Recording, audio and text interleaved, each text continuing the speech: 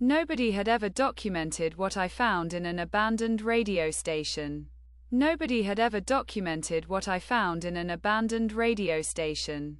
The locals never spoke of it, perhaps because those who knew weren't allowed to remember. My name is irrelevant now. What matters is what I discovered. And what discovered me. This is the story that has never been told. Because until now, no one has survived to tell it. It started on a Tuesday evening.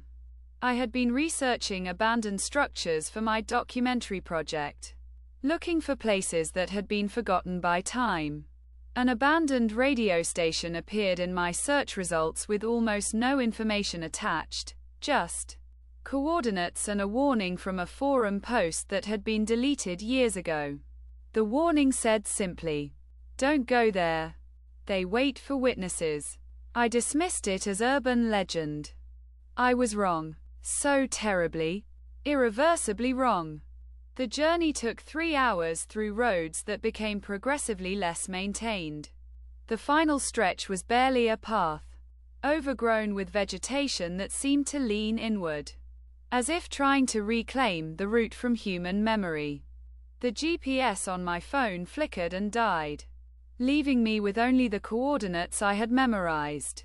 When I finally arrived, the structure loomed against the darkening sky like something that shouldn't exist. I remember thinking how strange it was that I had never heard of this place before.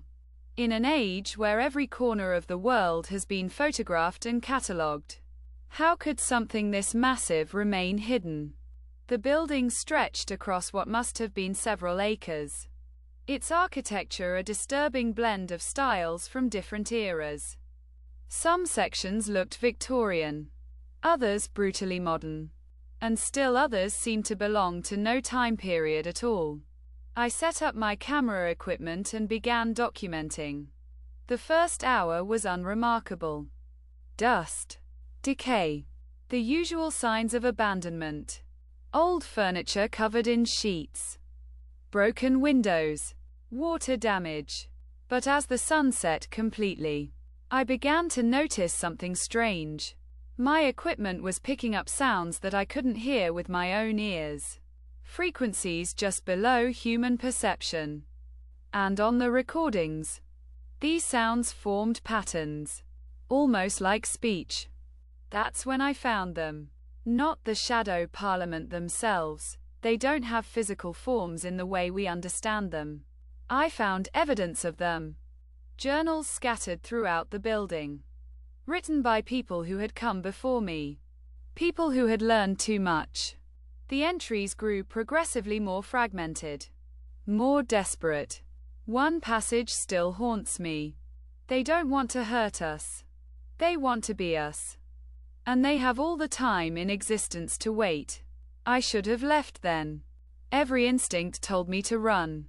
But curiosity is a dangerous thing. And I had come too far to turn back without answers.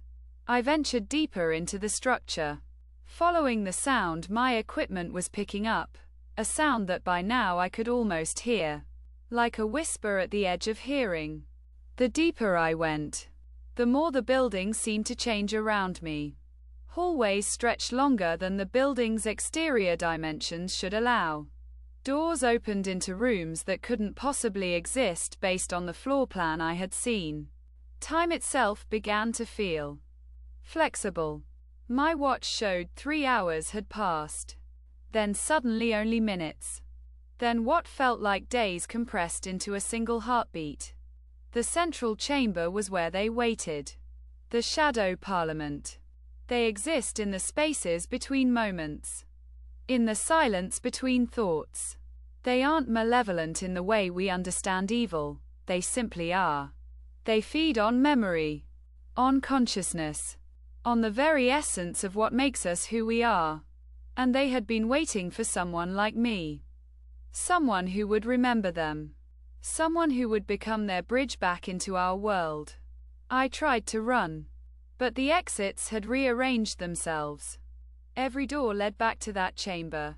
Every window showed only an endless black void where the outside world should have been. I was trapped in a place that existed outside of normal reality, with entities that had been forgotten by time itself. And then they spoke to me. Not with words, but with memories. Fragments of consciousness from countless absorbed minds flooded into my awareness. I experienced lifetimes of terror, of confusion, of eventual acceptance. I understood then that the shadow parliament had been human once. Many humans. All of them absorbed, merged, transformed into something that was no longer individual but desperately wanted to be remembered. Story number 505,346. This is only the beginning of what I must tell you.